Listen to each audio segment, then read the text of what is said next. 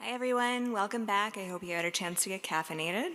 We're going to continue with our program with our second panel, which will be moderated by my colleague at the Knight Institute, Ramya Krishnan. Hi everyone, welcome to this panel on foreign speech, the First Amendment and national security. It's a pleasure to have such a great panel with me today. I'm going to introduce everyone on that panel. To my right, I have Noah Chauvin, an assistant professor of law at Widener University Commonwealth School of Law, and formerly counsel in the Brennan Center for Justice's Liberty and National Security Program. Then I have Anna Diakun, a staff attorney at the Knight Institute, whose litigation focuses on government transparency and government surveillance of speech. And then finally, I have Evelyn Douek, an assistant professor of law at Stanford Law School and formerly a senior research scholar with the Knight Institute. So on this panel today, we're going to be discussing government efforts to restrict the exchange of information across borders in the name of national security. We're going to hopefully address a bunch of really interesting questions like when is national security a legitimate justification for suppressing cross-border speech? What legal frameworks constrain the government's hand in this arena? And how do these restrictions on cross-border speech that are imposed in the name of national security, how are they shaping public discourse and dialogue in the US today?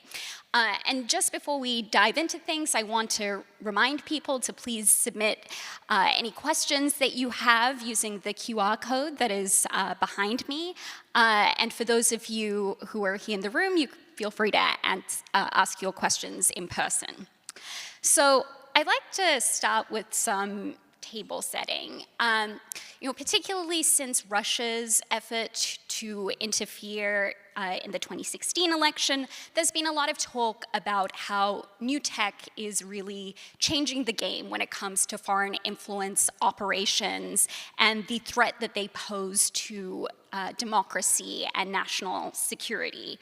But while new tech may have introduced fresh vectors for exerting foreign influence on the American political process, concerns about foreign influence aren't new. And so, Noah, I wanted to start with you because in your draft paper, you write about how fears about foreign influence are as old as the country itself. And so I'm wondering if you could give us a brief tour through this history, talk about when foreign influence has been seen as a threat to democracy and when it's led to censorship.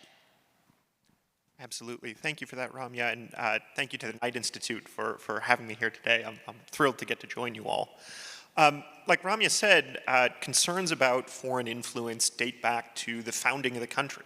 We can see them reflected explicitly in the Constitution itself. The Foreign Emoluments Clause prohibits officers of the United States from accepting any present emolument, office, or title of any kind whatsoever from any king, prince, or foreign state. Right? So it's explicitly there in the Constitution. It's also reflected implicitly in other aspects of the Constitution. So in Federalist number 68, Alexander Hamilton talked about one of the benefits of the electoral college system for selecting the president being that it would reduce the risk of foreign influence on the presidential election process. Right? In his farewell address, announcing he wasn't going to seek a third term as president, George Washington also warned the nation about the perils of foreign influence on domestic political processes. Right? So these are long-standing concerns that we've seen since the founding. Genevieve talked in the first panel about concerns during the 20th century about communism and the influence of the Soviet Union on the United States political process. And I'll note, right, that fears about foreign influence aren't entirely baseless. As Ramya said, right, we know that during the 2016 election, Russia sought through a variety of means to influence the presidential election, to support President Trump and Bernie Sanders in their campaigns. And they used a variety of tactics, including notoriously the fake social media accounts. In the past year, we've seen similar efforts from a variety of nations, including rival states such as Russia, the PRC, and Iran, as well as from putative allies such as Israel and Turkey, right, to influence politics in the US. But while foreign nations do try to influence our politics, excessive fears of these efforts have led to some of our nation's most shameful censorship and surveillance regimes. Including the Alien and Sedition Acts of 1798, right? Which the Federalists used to target and prosecute their political enemies for core political speech, right? They were motivated by concerns about foreign influence. The Palmer raids during the first Red Scare, right, are another excellent example of this. And of course, COINTELPRO, which was the FBI's illegal surveillance program targeting leaders of the civil rights and anti-war movements, which again was ostensibly justified by concerns about communist influence on those movements. You know, we see these problems kind of continuing into today. A prominent contemporary example is the forced sale of TikTok, which I believe we'll be talking about later on during the panel. And so these are kind of long-standing concerns, but as Ramya said, new technology has changed both the ways in which foreign nations try to influence our domestic political processes, and also the kind of techniques that the government has to censor and surveil. Thanks for that, Noah.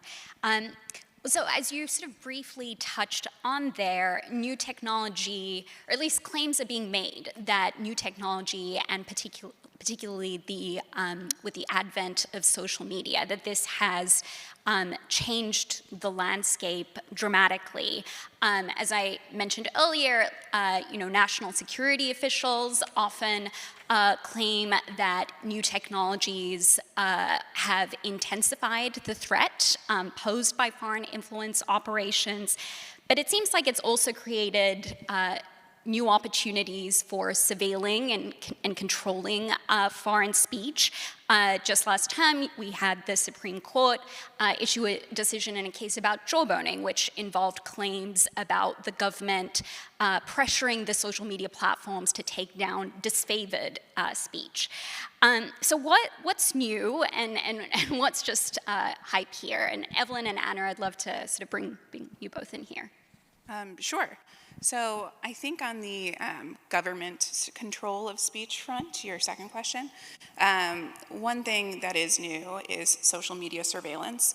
And a variety of government agencies have social media surveillance programs, and they use those programs to monitor both domestic and foreign speech. But on the foreign speech front in particular, I would say a big sea change happened in 2019. During the Trump administration, when the State Department issued a new rule. And under that rule, nearly all applicants for immigrant and non-immigrant visas would have to disclose the social media handles, Evelyn included. So used in the last 5 years on 20 different platforms. I'm sure you had all 20. That's right.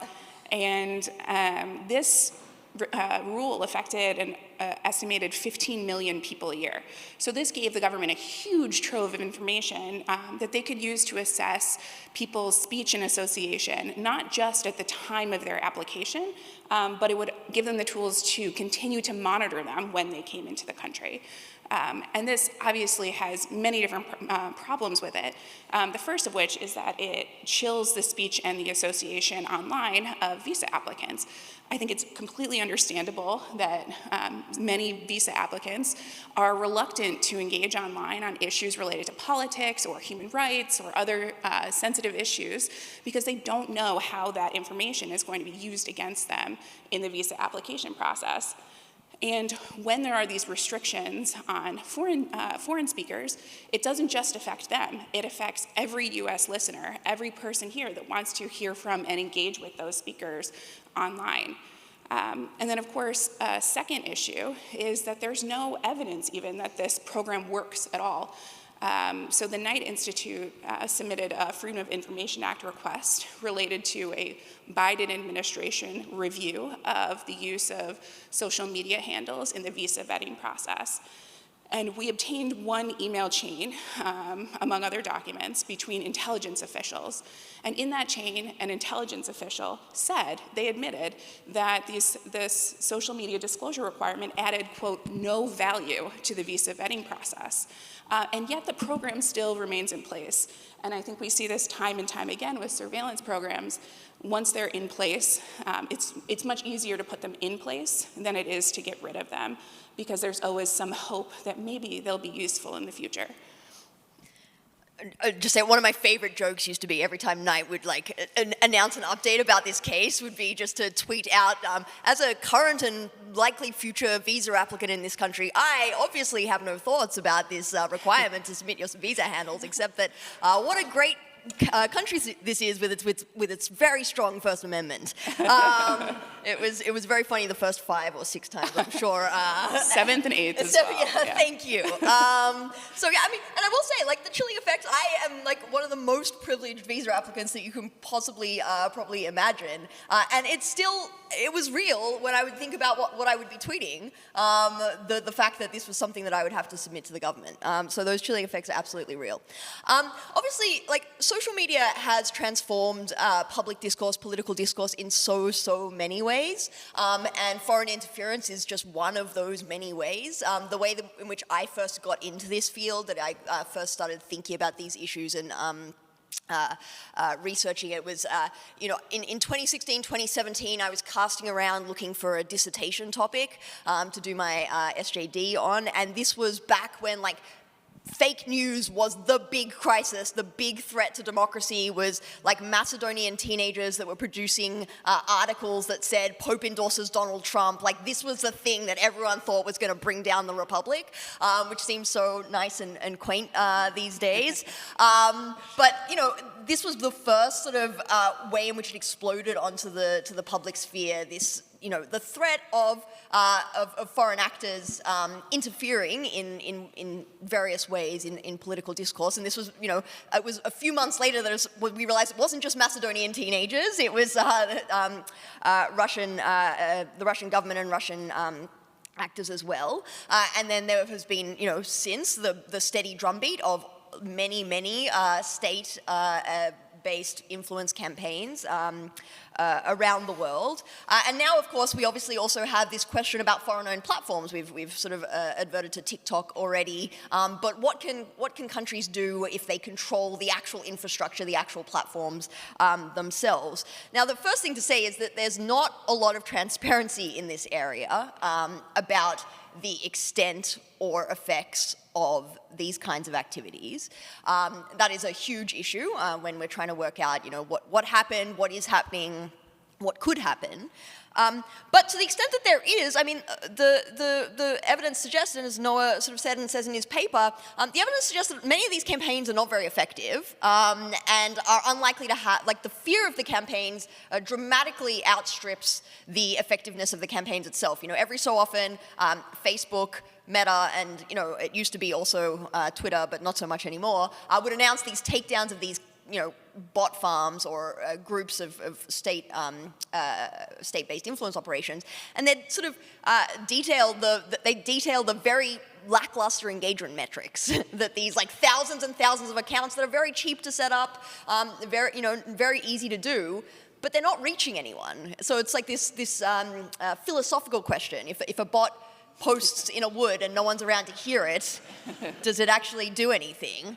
And I mean, the answer is probably no. But of course, in an age where everything is very close and the stakes feel very high, anything at the margins matters. And so I understand the anxiety about it. But one of the things that I think is more problematic is, and to really get to sort of why we're here today, it's not clear to me that foreign domestic is the right thing to be worried about, right? If we're concerned about lack of transparency about manipulative and inauthentic influence campaigns, it's not obvious to me that a domestic-grown, manipulative, inauthentic influence campaign I mean, we might think that that might be more effective at finding the potential audience that might actually swing an election one way or another than from a foreign country. So I'll sort of leave it there, but it seems to me that, that line, the foreign domestic line, is not the right way to be thinking about the very real problems that we might have, the very real anxieties about the way that social media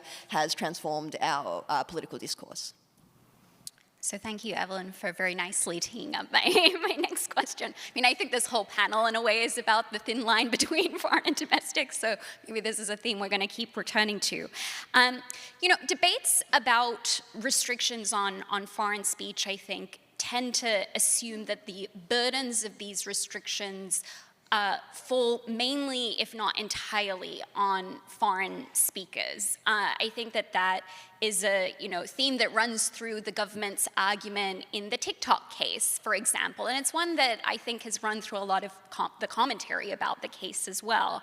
And so, Anna, I want to turn to you first, and I'm just hoping you can tell us, is this an argument that has gotten traction in the doctrine? Yeah, I would say, first of all, I think under the First Amendment, it's generally assumed that foreign speakers outside of the country do not have First Amendment rights. But as you alluded, they are not the only people affected when their speech is restricted. And there is a right to receive information that U.S. listeners have, a constitutional right. And the Supreme Court has alluded to that right, as Genevieve spoke a little bit about earlier, across the decades. And it's also talked about that right, particularly in the context of the right to receive foreign speech. And so the first case I'm thinking about is a 1965 case called Lamont v. Postmaster General. And in that case, the court struck down a law that prohibited the delivery of what they called communist political propaganda unless the intended recipient had affirmed that they wished to receive that material. So in that case, the court held that the requirement was unconstitutional because it basically was at war with the wide open debate and discussion that the First Amendment was meant to protect. And it also talked about how that kind of requirement would be a deterrent effect for people who wish to receive the information, but maybe they held a sensitive position or for some other reason were really reluctant with having the stigma of that requirement attached to them. And then the next case I'm thinking of is one called Mandel, and that's a 1972 case. That involved a foreign speaker named Ernest Mandel, and he was a self-described revolutionary Marxist. And he was seeking a non-immigrant visa into the country to basically attend academic conferences, give lectures, travel around. And so though his exclusion was ultimately upheld for other reasons, the court did acknowledge in that case that it wasn't Mandel that had a First Amendment right to speak, but the academics who invited him had a First Amendment right to hear him speak. So that was, again, another reiteration of this idea that there's this right to receive information. And then about 15 years later or so, there's another case called Mies v. Keen. And it was a little bit different on the facts.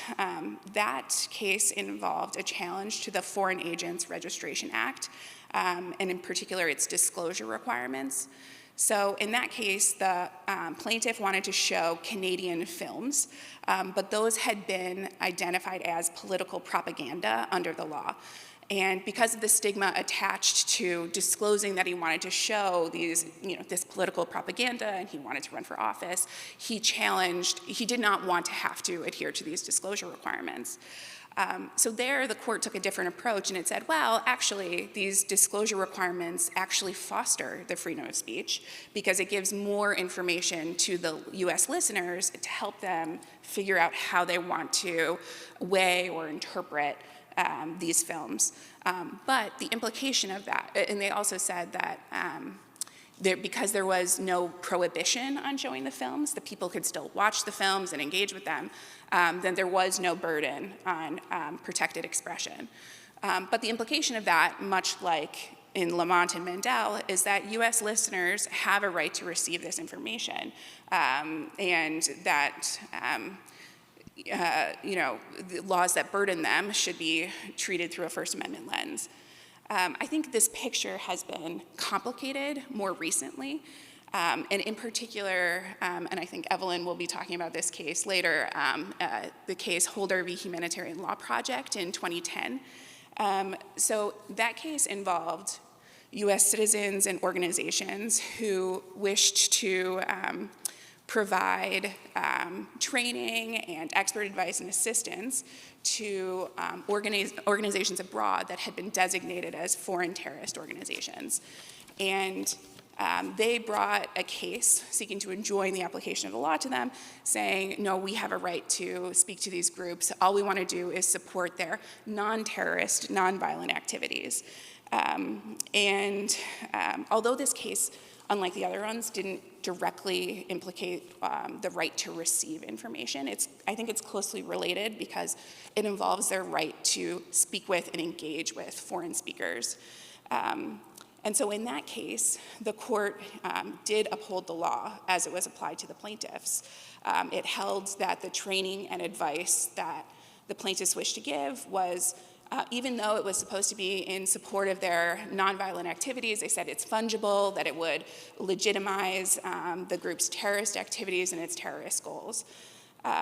And although there's language in the court's opinion that says, oh no, what we're doing here, we're not prohibiting pure speech and association. We're only prohibiting these, this material support. It's very, very different.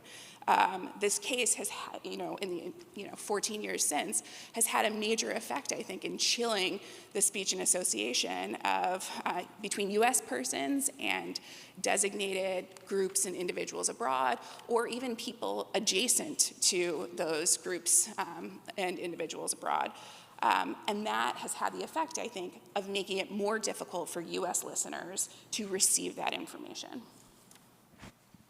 Thanks, Anna. So, Evelyn, I want to go to you next because, as Anna mentioned, HLP is very much at the heart of your paper about the long online shadow cast by the material support laws. And you write that HLP isn't just a big departure from traditional First Amendment principles, that it's really based on this totally misguided assumption that foreign speech or content can be divorced from domestic content, and that we can readily distinguish between these two things. So can you explain to us why is that a misassumption, and how is this false premise shaping the moderation of content online? Yeah, great. So to sort of understand what Humanitarian Law Project did, maybe you sort of take a bit of a step back, which is to say, when you teach the First Amendment, you start with these sort of majestic opinions and these majestic cases that birthed the modern First Amendment, and you teach sort of the tragic dark days that are now consigned to the dustbin of history, where the legislatures would try and criminalize a mere association or assembly with groups that the government had decided were bad or dangerous. Many of these cases about communists. And you teach that we no longer do that. And the opinions that sort of said, no, if people are not sharing the unlawful aims of the group or trying to further the unlawful aims of the group, that mere association or mere assembly with people that the government says are bad or slaps this label on is no longer permitted. And you teach this as a wonderful story of progress. And then I get to the Supreme Court's 2010 decision in Humanitarian Law Project, and I teach it as a puzzle. It's a puzzle for many of my students because, so as Anna was saying, federal law, there's this federal law that makes it a crime to knowingly provide material support or resources to a foreign terrorist organization. Material support is defined very, very broadly to include any service or including expressive activities, including training or expert advice. And there is no intent requirement that you are intending to further the unlawful aims of the group. So as then Solicitor General Elena Kagan, wonder what happened to her, described the theory of the law when she was defending this law in Humanitarian Law Project. She said, Hezbollah builds bombs, Hezbollah also builds homes. What Congress decided is that if you help Hezbollah build homes, you're also helping Hezbollah build bombs. So you may not be intending to in any way further the unlawful acts of the terrorist group, but any assistance at all is criminalized. Now, there is no constitutional protection for giving someone building materials. But as we just discussed, there is constitutional protection for association and expressive activities, and this was what this NGO, Humanitarian Law Project, wanted to engage in. They wanted to engage in training of two organizations, two FTOs, and included training them on how to pursue their aims non-violently. So how to petition the UN for relief, how to pursue political advocacy rather than violence. So they had no intention of assisting the FTO's unlawful or violent aims. In fact, exactly the opposite. And so this is the puzzle that it sets up for my students, the sort of pretty direct, you would think, conflict with these precedents that I've just taught them. And the court rejects the argument that the government brought in that this law doesn't really need to be scrutinized under the First Amendment because it's not targeting speech. This is not a law about speech. It's just targeting mainly like money, building materials, like other kinds of material, like material support. And it just happens to sweep up a little bit of speech, but that's not a First Amendment problem. The court rejects that. It says, no, this is restricting speech. This is a First Amendment problem, and we need to subject this to demanding scrutiny. And then this is where the puzzle comes in. The court then upholds the law and the application to the Humanitarian Law Project regardless. And essentially because of this deference to the government's national security aims, that combating terrorism is an urgent objective of the highest order, and it was lawful for Congress to conclude that aiding a foreign terrorist organization's lawful activity, as Anna was saying, it's fungible, it creates legitimacy, that will help the terrorist organization as a whole. But Chief Justice Roberts and the court's opinion does, I think, feel some uneasiness about this, because it is inconsistent with these other precedents, and it clearly cannot be right that the government can come in and say national security and create a First Amendment loophole. And the court doesn't want to overturn all of these precedents that I've just told you about, that the First Amendment is so proud of, these celebrated cases. And so the court instead gives these a number of limiting principles. And one of these limiting principles is that we do not suggest that Congress could extend the same prohibition on material support at issue here to domestic organizations. So you can do it with respect to foreign organizations, but not with respect to domestic organizations. Again, I think implicitly recognizing that this is inconsistent with the cases that would say you cannot do this, but for some reason the fact that the organizations are foreign allows this prohibition, this criminalization to be applied in this case. There's no elaboration of this, by the way. There's no explanation of why that's material. So we have to do some work to infer what the court is thinking and how or why that can be justified. Now, I don't think it can be. I think it's an incoherent line and normatively unjustifiable. But, we've already sort of touched on that in the first panel, and we're going to touch on that again later, and so I'm going to skip over sort of that. My accent might give some hints as to my feelings about the assumption that foreign speech is somehow less valuable than domestic speech. But I want to skip to, even if that were the case, the court's assumption that there are these two spheres of discourse, there's these foreign groups and then these domestic groups, and we must protect one but not the other, that in an age of global platforms and global discourse, that those two spheres are not, you can't neatly separate them. And this is where social media platforms come in, and the impact of the material support law and the court's decision in Holder on how they moderate content. Now, again, I want to go back to what I said earlier. It's very hard to know exactly how platforms moderate content and sort of work out exactly what's going on. So we sort of triangulate based on connecting dots and a bunch of anecdata. But we know, and civil society organizations have been sort of raising alarm for years and years and years about the bluntness of the way that social media platforms moderate terrorist content. And this is not just to say, oh, they are taking they're taking a very broad interpretation of terrorist content or violent or moderating gruesome imagery that would be protected by the First Amendment, and they're taking it down. That's bad. We could have many debates about sort of where the line should be, should that kind of stuff be on social media. I want to skip that debate as well, because to say this is a separate point, the point is that because they are so risk averse and so anxious to remove that bucket of material, in part because of their potential liability under the material support law, they're removing a bunch of stuff that I think everyone would agree would be protected valuable speech. And I give some of these in the paper, some of these examples in the paper, when YouTube introduced a new moderation tool to get rid of terrorist imagery. It took down a whole bunch of thousands of videos documenting human rights abuses in Syria. Facebook at one point was removing all references to the Al-Aqsa Mosque, one of Islam's holiest sites, because the Al-Aqsa Brigade is on the government's FTO list. And so when protests were happening at Al-Aqsa Mosque, all of this content was being removed as well. It removes, these social media platforms often can remove news coverage of terrorism and terrorist acts because their tools are not that smart. They're not very context aware, and they're applying a blunt hammer here. And then one example from the last year, which I wouldn't even believe unless Facebook acknowledged and apologized for this mistake, but Instagram at one point was auto-translating the word Palestinian in users' bios to read Palestinian terrorists, which I think just sort of, it was a mistake, but in part because of the biases that are in the automated tools that these platforms use to detect this kind of content. So in their anxiety to not be exposed to liability, these are the kinds of tools that they're deploying and the risk averseness that they're adopting.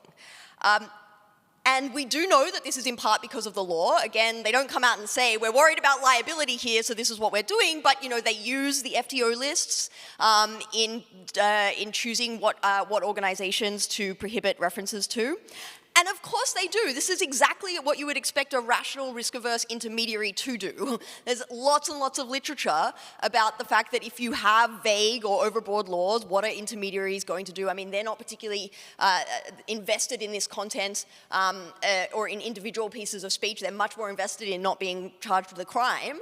And so of course they adopt an overbroad interpretation. That's exactly what you would expect a risk-averse intermediary to do. But this clearly has impacts on domestic discourse, not just foreign groups. I think the reason why should be obvious, but my paper uses the example of discourse around Israel and Palestine. I don't think it needs to be sort of drawn out why that is an important matter of domestic debate.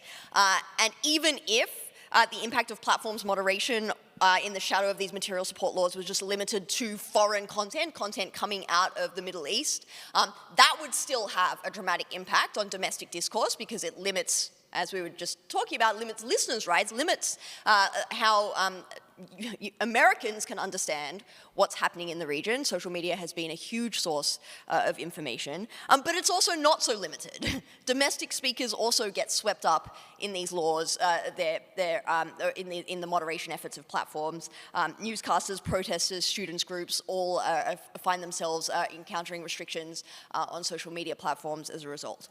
And that chilling effect, is something that the First Amendment doctrine, First Amendment also ordinarily recognizes as a natural thing that's going to happen as a result of broad and vague laws, and a thing that should make laws unconstitutional.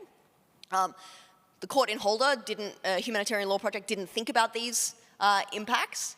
It didn't talk about it, but I think it should have, and it should, and that the law, for that reason, is a violation of the First Amendment.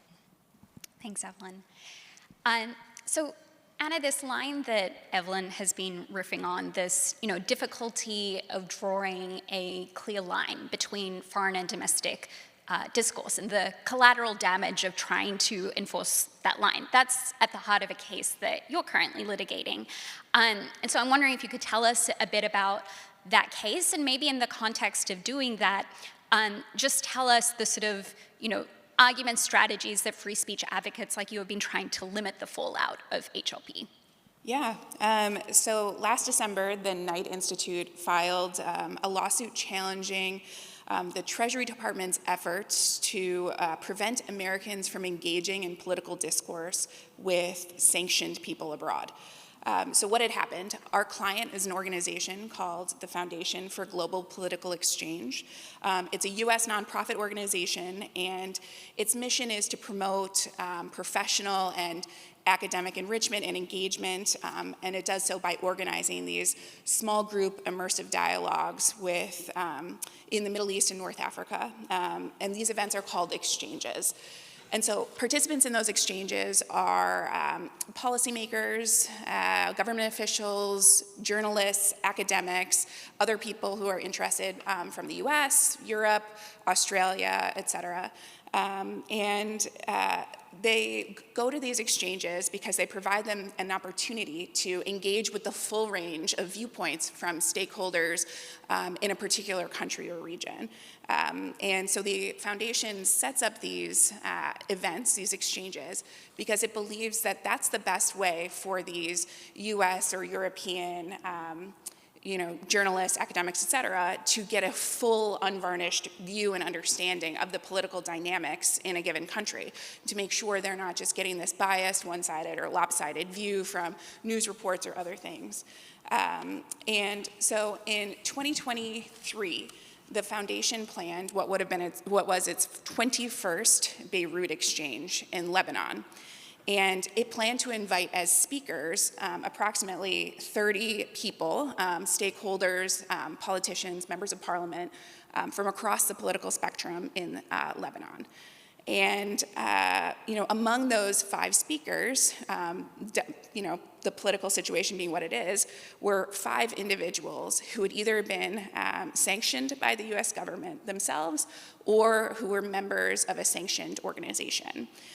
And so this case did not involve the material support law that Evelyn spoke about, but there are definitely similarities. So this involves the Treasury Department's Office of Foreign Assets Control, or OFAC, which administers several different sanctions programs that are supposed to be directed at economic and trade sanctions. And 3 of those programs were implicated here. Those are called the Lebanon Sanctions Regulations, the Global Magnitsky Sanctions Regulations, and the Global Terrorism Sanctions Regulations. So although they all target different groups of people, they're similar to the material support law in that they forbid the provision of services to or for the benefit of blocked individuals or entities. From the perspective of our client, simply including designated people in the exchange's political dialogues, it didn't seem like providing a service within the meaning of those regulations. OFAC seemed to focus on, as I said, trade and economic sanctions. So they were, it seemed like it would target financial services or accounting services, maybe transportation services. But, given the chilling effects and the real fear of facing, pretty, severe penalties if you run afoul of these laws, they wanted to make absolutely sure that what they were doing was permitted under the regulations. So out of an abundance of caution, they reached out to OFAC to say, hey, we just want assurance that this is okay. And to our client's surprise, but maybe not many people here's surprise, OFAC wrote back, and it said that including those designated individuals would in fact be a service prohibited under the regulations because it would be providing a platform for them to speak. So really just goes to the heart of speech activity there. And it also then further determined that it would be contrary to US policy to give a specific license for them to engage in that activity anyway. This position is an extreme one. The idea that Americans can't even engage in political dialogue with people whom the government has sanctioned, it's a really dangerous idea and a really dangerous position for the government to take. So we filed a lawsuit in federal district court challenging that decision, and we primarily made 3 arguments. The last of which, to Ramya's question, does go at the idea of cabining the Humanitarian Law Project case. So the first argument was that OFAC had just simply exceeded its regulatory authority. As I alluded to before, this, simply engaging in political dialogue with foreign speakers or designated speakers did not constitute a service within the meaning of the regulations.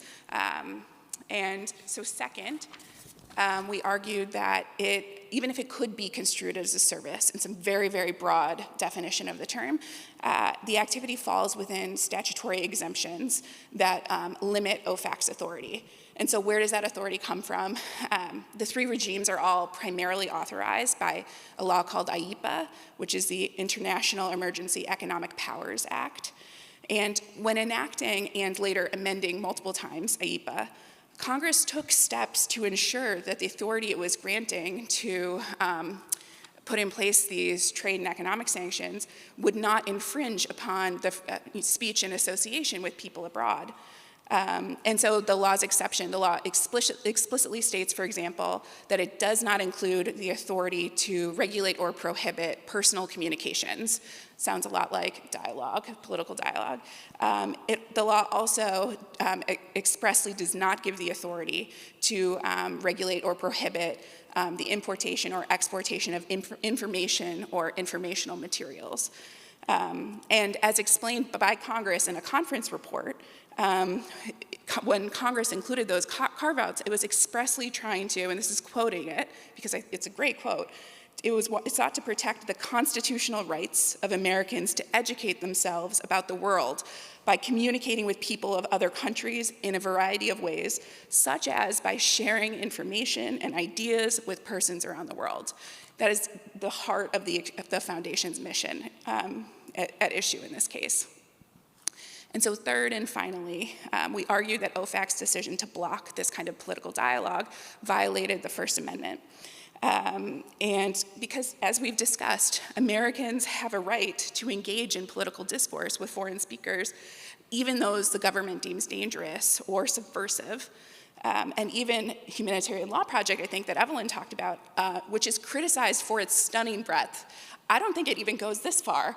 OFAC has gone way beyond the bounds of that case. And I think the reason why is really fundamental. If OFAC can limit who Americans can hear from, if it can limit the ideas that Americans take in, then it can influence the ideas that Americans hold. It can change their whole perspective and the frameworks from which they're working. And this is precisely, to my mind, what the First Amendment is designed to protect. But happily, though, in some good news, rare it seems in this realm, but just a few weeks after we filed suit, the Treasury Department reached out to us wanting to initiate settlement negotiations. So that's a good sign that Treasury did not want to dig in here and defend its decision. And hopefully it's a sign that the agency realizes that it severely overstepped in this case.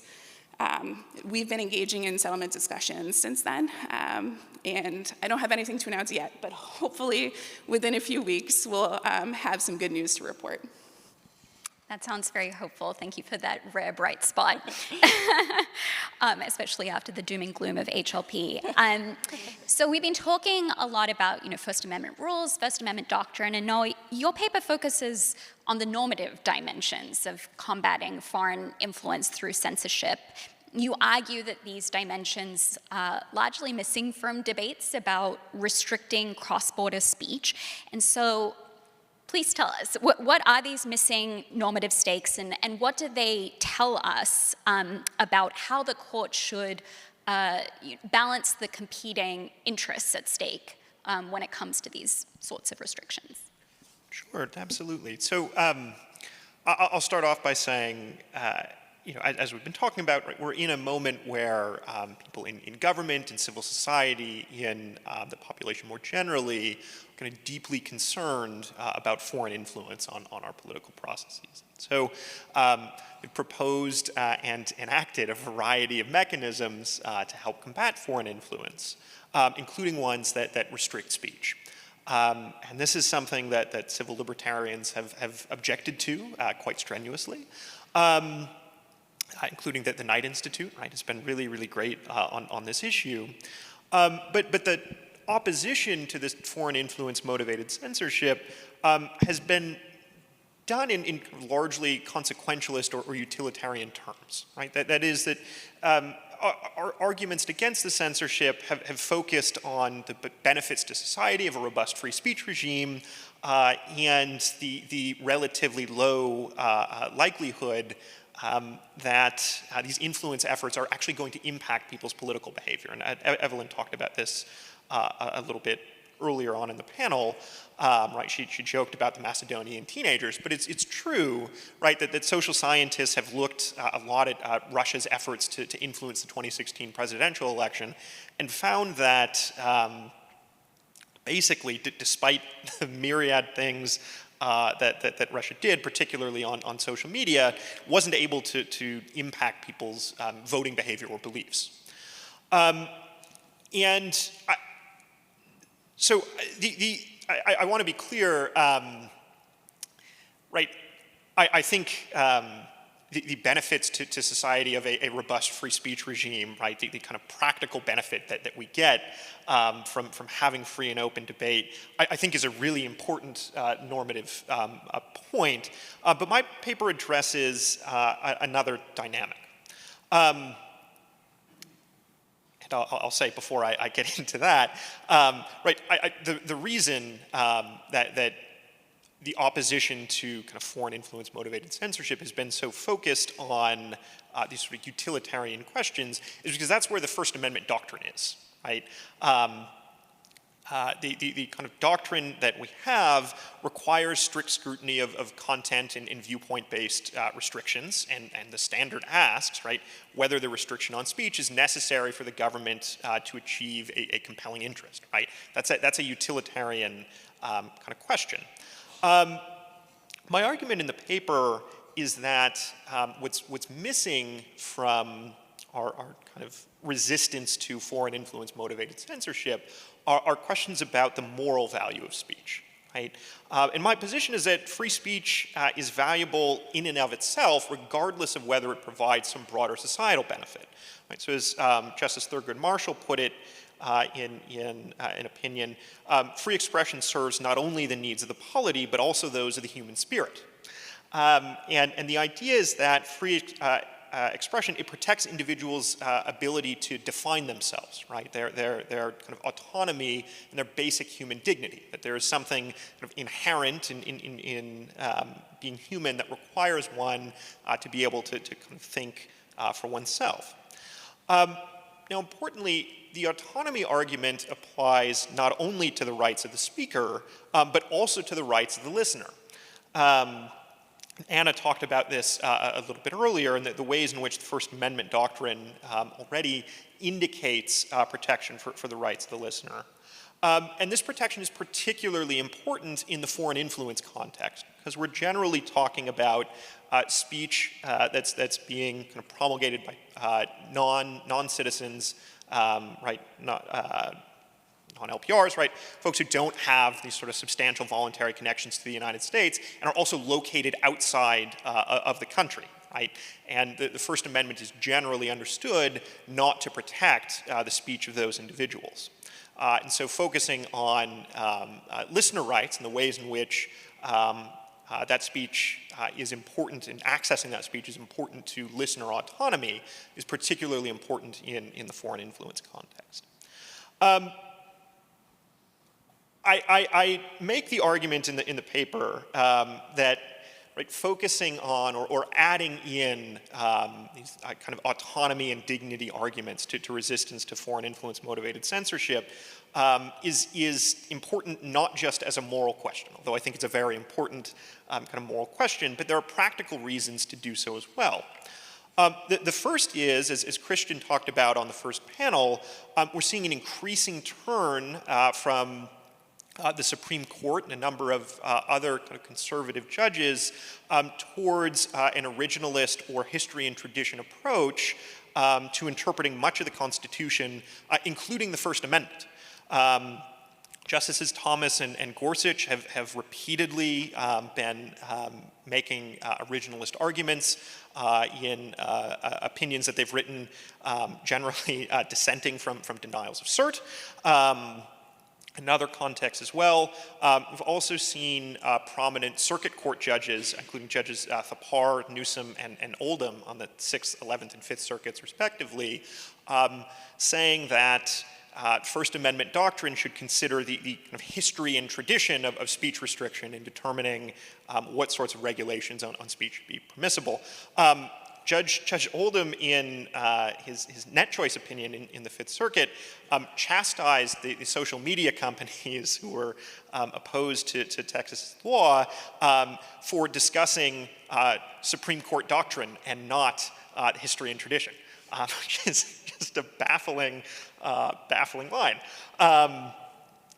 And so the reason that making the moral argument is going to be particularly important when dealing with originalist judges is that the founders viewed freedom of speech, and in particular the right to receive information, as a natural right, and as a right that fell outside of the bounds of government regulation. The government didn't have the ability to kind of restrict the right for the public good. Now, as I talked about earlier, have to weigh that history against the deep concerns that the founders had about foreign influence and things like the Alien and Sedition Act that happened shortly after the founding. Right? This is one of the reasons why originalism is challenging, because we have conflicting histories. But nevertheless, right, this appears to have been kind of a core animating motivation behind the First Amendment. And so for originalist reasons, we might want to focus more on the autonomy and dignity argument. Another reason to kind of make that argument is that political culture is deeply important to protecting rights. And we can see this particularly in the realm of free speech, right? The kind of First Amendment protections that we have, which are quite robust, right, developed in part as a result of kind of protracted litigation strategies, but also because free speech advocates won the cultural battle, right? There's robust support among the American population for free speech. However, there's some troubling evidence that seems to indicate that support for free speech is declining, particularly among young people. And there's a number of polls that have been done that appear to reflect this. Polling also indicates that this may partially be due to a sense that the marketplace of ideas doesn't function online. There was a survey done where people said they were becoming increasingly disengaged from politics, in part because they couldn't tell what was true and what wasn't. And so the moral argument becomes important here because even if it is true, right, that the marketplace of ideas is not functioning optimally, and that new technologies change the extent to which we can kind of rely on it to help us achieve truth, nevertheless, protecting free speech can still be important if we're protecting it in part for these moral reasons. Lastly, the paper talks about how free speech is increasingly regulated more by private companies than by the government, right? Evelyn's paper talks a bit about the things that social media companies have done in response to legal concerns, perhaps, but they're remarkably hazy about exactly, right, what the legal position is that would require them to have the policies that they have. Right? These private companies, right, don't need to follow First Amendment doctrine. Right? They don't need to ensure that any restrictions they have on speech are necessary to achieving a compelling aim. In fact, they have good reason not to. Right? They want to kind of maximize the number of users that they're going to have on their platforms, the amount of time that users are going to spend on those platforms, and that often is going to require being more restrictive of speech than the First Amendment would allow the government to be. But in kind of trying to resist censorship from these platforms, one argument that might be effective, or an additional argument that might be effective, is the moral one, right? These companies, I don't think, care about sort of abstract moral values any more than they care about the marketplace of ideas, right? They have a particular purpose, and it's not either of those things. But to the extent they're seen as acting in an immoral way, that can hurt their brand and ultimately their bottom line. And so for all of these reasons, I think absolutely we need to continue to make the utilitarian and consequentialist arguments. As I said, I think they're kind of required by the state of the First Amendment doctrine. But I also think it's important to include these moral arguments against foreign influence motivated censorship. Thanks, Noah. So I mentioned TikTok earlier, and I want to circle back to that case because it seems to me the case on foreign influence and the First Amendment right now. Supporters of TikTok, the TikTok bans, argue that America has a long history of shielding infrastructure, including communications infrastructure from foreign control. And they echo the sort of argument embraced by then Judge Kavanaugh and Blumen, a case that Genevieve Lakia talked about earlier, saying that these kinds of prophylactic efforts are necessary if we want to protect our tradition of democratic self-government. And this is an argument I think that the government also makes in the case, pointing to, for example, the risk that China could hijack TikTok's algorithm in order to manipulate not only sort of domestic political discourse, but elections in particular. And so I'm wondering, what you all sort of make of this argument and how you think courts should approach the balance of interests at stake here.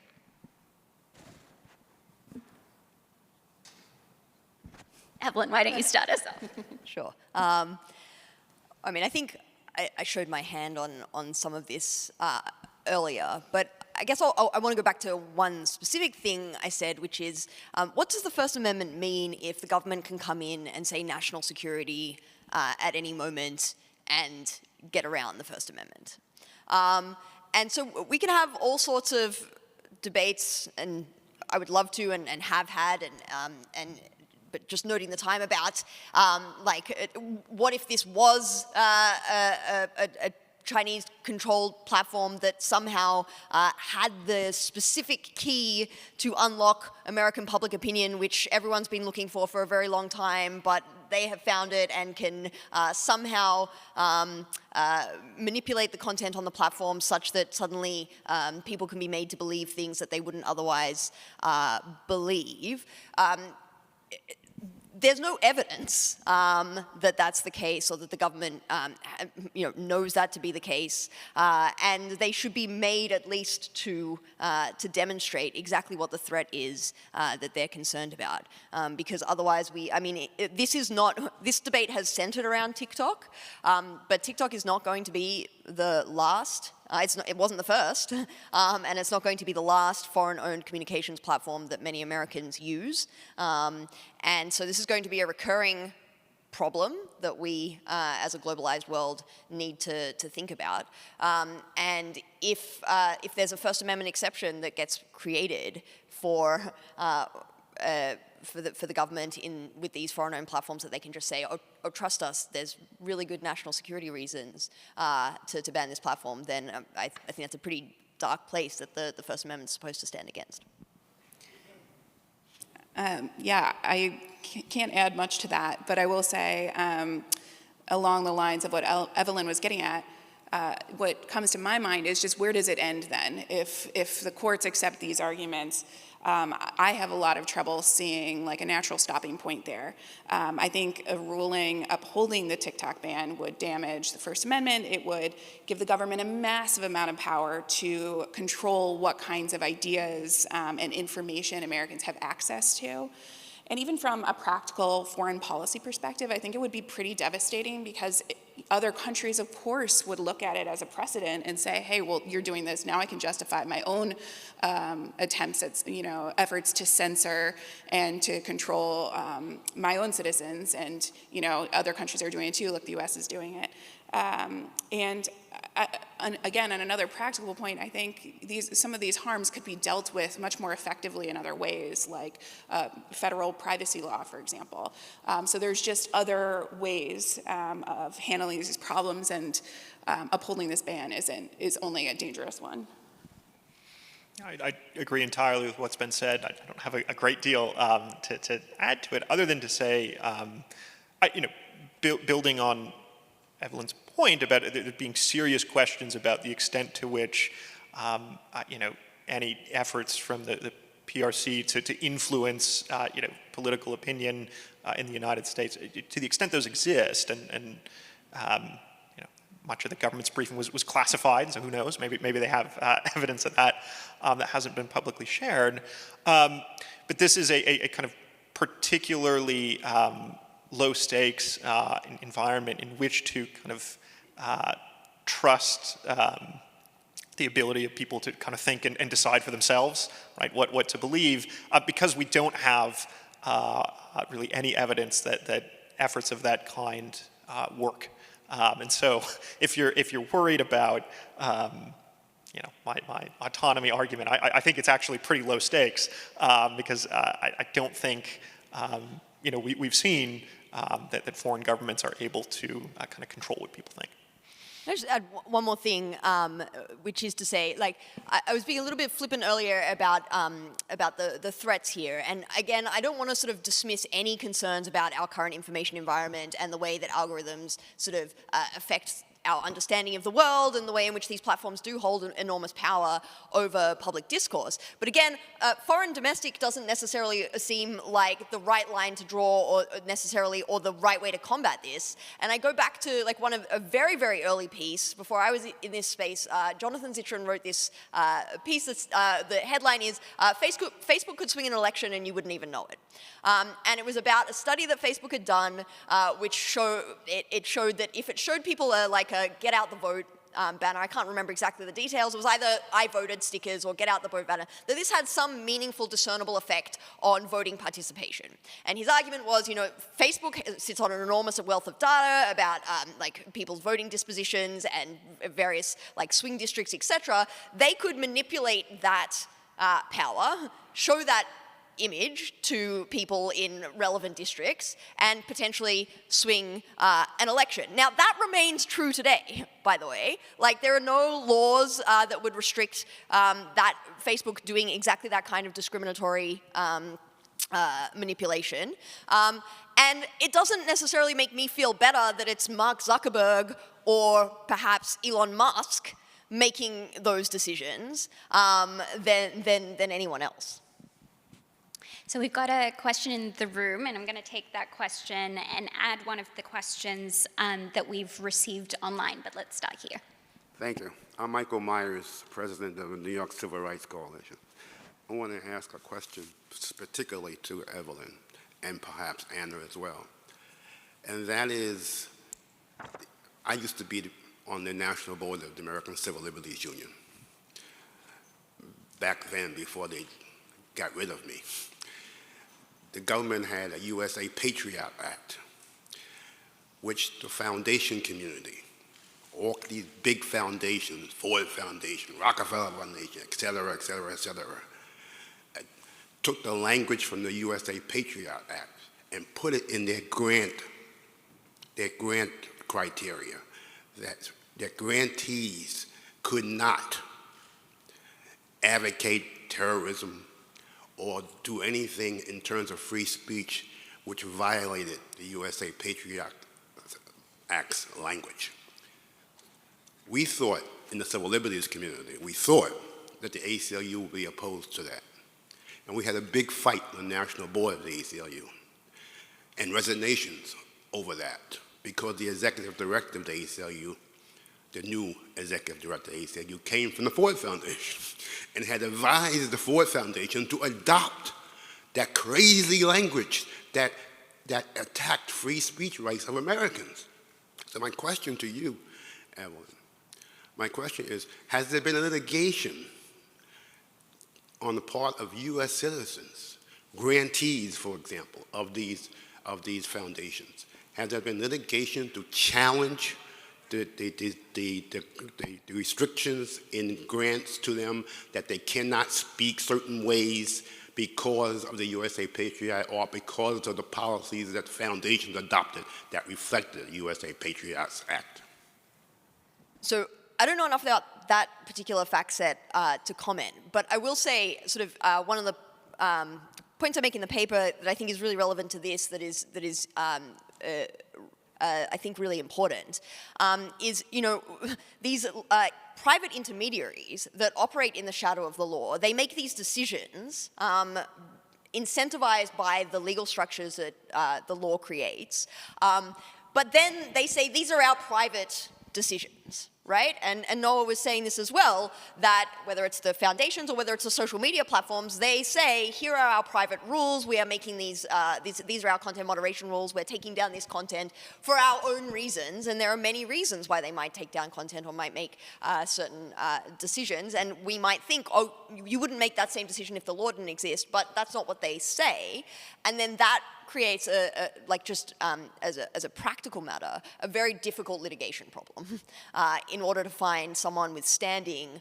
to challenge because there's obviously no First Amendment right against a social media platform and their content moderation rules. And if they don't come out and say, we are doing this because the government told us to, it's very hard for people to bring litigation in court about that. And so that's part of the problem here about why are we in this situation where I can sort of describe to you what I think is a pretty unsatisfactory state of affairs, where a US law is resulting in a whole bunch of censorship of protected expression. How can that be? And part of the answer is that just as a sheer practical matter, finding a plaintiff with standing and getting the evidence to substantiate a lawsuit would be very difficult. Just to add one thing, which is actually from Evelyn's paper, I think you pointed out that a lot of these companies have an interest in not explicitly saying their interpretations of these laws. They don't want to publicize how they're interpreting it, what they think their obligations are, I think for pretty obvious reasons. And so that's another issue contributing to being able to find someone with standing, is they're intentionally kind of keeping it close to the vest and not disclosing their rationales. So we have a few minutes left, and I want to ask one of the questions we received online. If the court ultimately concludes that there is no way to make a meaningful distinction between foreign and domestic speech, what do you think this may mean for their decisions? Might they become more speech inclusive or less? It's a good question. It's a great question, because what it points to is something that that we don't often talk about in First Amendment law. It's like the hydraulic effects of certain rules. So you might have, so the most obvious might be that we have a broad First Amendment that doesn't prohibit, that does prohibit content-based or viewpoint-based distinctions in many cases. And we might think that the reason why the First Amendment allows like lots of content-neutral time, place, and manner restrictions that can be pretty onerous and restrict a lot of expression might be directly in response to the fact that, well, otherwise you might have this completely unwieldy state of affairs where how can you regulate speech if you can't make any content-based distinctions, allowing content neutral. So just to say that like rules that look like they are separate are actually influenced by the rest of the doctrinal architecture. And so it might be true that the question I think is implying that, well, if we put all foreign and domestic speech on the same constitutional level, could that have, I think, maybe potentially terrible implications, because we so badly want to restrict foreign speech that we now need to change the rest of the doctrinal architecture to facilitate those restrictions. I mean, I don't know. I have to say, like, that would be a nice problem to have. I don't necessarily think we're going to have a situation where they get put on the same level anytime soon. But I mean, the TikTok case will be an interesting test case. May I ask a question?